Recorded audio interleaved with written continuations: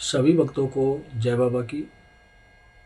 एक बार फिर मैं आप सभी भक्तों के समक्ष उपस्थित हुआ हूँ भक्ति सागर पंचद्वार बराड़ा धाम चैनल के माध्यम से। देखो, दुनिया में अनेकों प्रकार के इंसान रहते हैं, अनेकों जाति और धर्म में रहने वाले लोग हैं। हमारे भारत देश में भी हैं, अन्य देशों में भी हैं। लेकिन क्या इससे पहले इसी प्रकार का समाज था? जैसे कि आप लोग सोचो तो कुछ समय पहले 5-10 साल पहले कोई लड़ाई युद्ध इतना ज़्यादा नहीं था, बहुत शांति थी।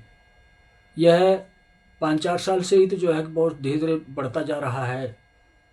आपसी मतभेद भी इंसानों का बढ़ता जा रहा है। हर देश में पब्लिक उग्र हो रही है, जगह जगह आंदोलन कर रही है और अन्य देशों का भी मतभेद बढ़ रहा है। दुश्मनी एक देश की दूसरे देश से हो रही है और यही धीरे धीरे माहौल ऐसा बदलेगा कि एक समय गृह युद्ध होगा इस दुनिया में और एक समय विश्व युद्ध होगा इस दुनिया में। दोनों परिस्थिति एक साथ तैयार हो रही है। परिणाम क्या होगा? जो अधर्मी इंसान हैं वह सभी मारे जाएंगे और अधर्म के द्वारा बनाई हुई संपत्ति सारी नष्ट हो चुकी होगी। यही परिणाम होगा और कोई परिणाम नहीं होगा। बचेगा तो कौन बचेगा? शेष वही बचेगा जो सत्य के मार्ग पर चलता होगा, जो स्वयं पर भरोसा रखता होगा। सिर्फ वही इंसान बचेगा, अन्यथा कोई भी इंसान बचने वाले नहीं है। तो मैं आप लोगों को क्या बताने जा रहा हूं कि इस दुनिया में अनेकों प्रकार के जाति और धर्म में रहने वाले लोग रहते हैं, लेकिन इन लोगों में इंसान कुछ लोग ही हैं। आज के समय में कुछ लोग ही इंसान रह गए हैं। बाकी लोग सभी लोग राक्षस बन गए हैं, शैतान बन गए हैं और कलयुग में जी रहे हैं। तो कहते हैं ना कि जिस प्रकार से परिवार में अगर किसी का बालक बिगड़ जाता है, खराब हो जाता है, बुरी आदत अपने जीवन में अपनाता है, तो कहावत है कि माँ बाप की ज़्यादा छूट दी जाती है।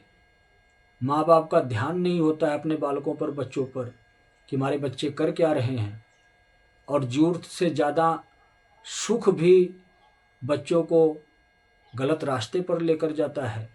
तो जितनी आवश्यकता है उतना ही सुख बच्चों को मिलना चाहिए, क्योंकि बच्चे का मतलब होता है कि अबोध बालक, जिसको यह ज्ञान नहीं है कि मैं सही रास्ते पर चल रहा हूँ या गलत रास्ते पर चल रहा हूँ, यह कार्य मैं कर रहा हूँ तो इसका परिणाम अच्छा होगा कि बुरा होगा। जिस बालक को ना पता हो तो वह अज्ञान होता है। उस कार्य को उसके माँ बाप जिम्मेदारी पूर्वक निभाते हैं कि मैं अपने बालक को उतना ही धन दूं जितना उनको आवश्यकता है। जब समझदार हो जाएं उसके बाद चाहे संपूर्ण धन उन्हीं को दे दें, वो उनकी इच्छा होती है। लेकिन एक बालक बिगड़ जाता है क्योंकि उसकी बागडोर उसके माँ बाप के हाथ में नहीं होती है। तो ऐसे ही इस दुनिया में इंसान जो हैं, इंसान भी बिगड़ जाते हैं जब सरकार की बागडोर जब इन इंसानों की बागडोर सरकार के हाथ में नहीं होती है।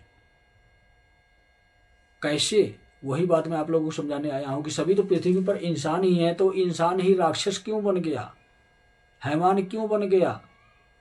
आज इंसान इंसान का दुश्मन क्यों बन गया? यही कारण है कि जो राजा है वह स्वार्थी है। जब जब राजा स्वार्थी होगा तब तब प्रजा का नुकसान होगा। राजा अपने स्वार्थ के लिए, अपने साम्राज्य को स्थापित रखने के लिए इस समाज को दो भाग में बांट दिया है। कैसे? जाति पाति के भेदभाव में। राजा यह समझता है कि मैं हिंदुओं का सम्राट हूं।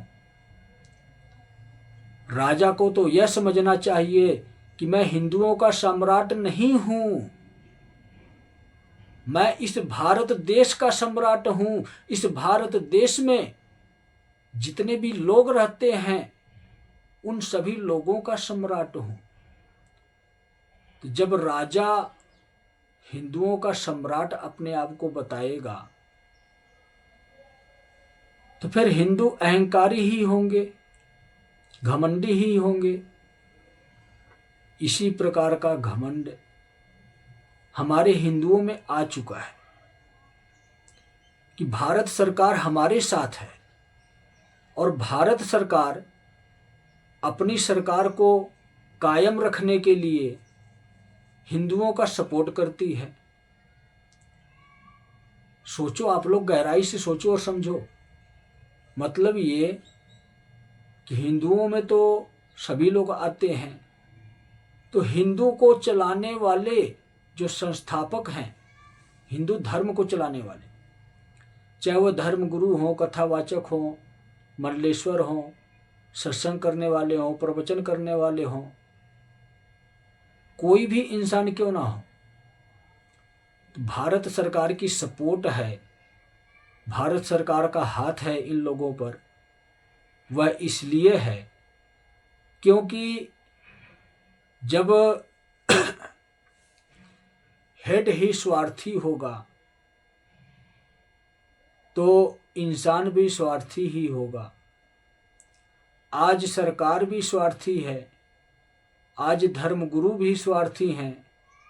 सरकार भी अपने फायदे के लिए धर्मगुरुओं को छूट दे रखी है कि तुम कट्टरता फैलाओ, हिंदू मुस्लिम का विवाद करवाओ और मैं फायदा उठाऊं, मैं राजनीति की रोटियां सेकूं।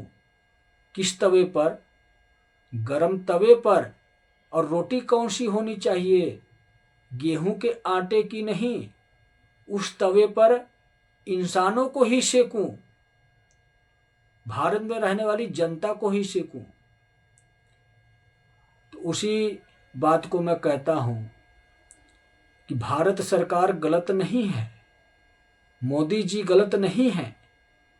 मोदी जी को गलत बनाया गया, भारत सरकार को गलत बनाया गया, वो इसलिए कि हम इंसानों ने ही बोलना छोड़ दिया, टोकना छोड़ दिया कि यह गलत है। अगर हम बोलें, हम कहें कि यह गलत है, यह अन्याय है, तो सरकार मजबूर हो जाएगी, ऐसे पाखंडियों को दूर भगाएगी।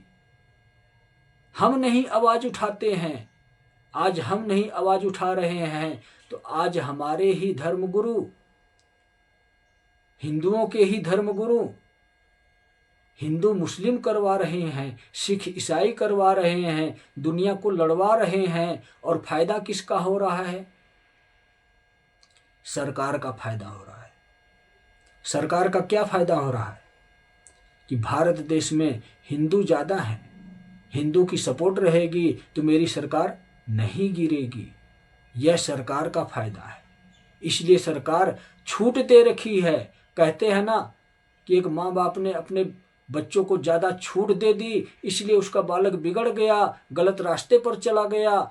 आज वही सरकार ने छूट दे रखी है। हमारे हिंदू धर्म में जितने भी धर्मगुरु हैं, कथावाचक हैं, मंडलेश्वर हैं, प्रवचन करने वाले हैं, सत्संग करने वाले हैं, दरबार लगाने वाले हैं, छूट दे रखी है। यही कारण है कि आज जाति और धर्म के नाम पर विवाद हो रहा है, क्योंकि हम तो ये समझते हैं कि हम हिंदू हैं, हम मुस्लिम हैं, हम सिख हैं, हम ईसाई हैं। हमने तो कभी ये समझा ही नहीं कि हम भी एक इंसान हैं। जो यह समझ लेगा कि हम भी इंसान हैं तो वह इंसान बन जाएगा, वह शैतान नहीं बनेगा, वह राक्षस नहीं बनेगा, वह हैवान नहीं बनेगा।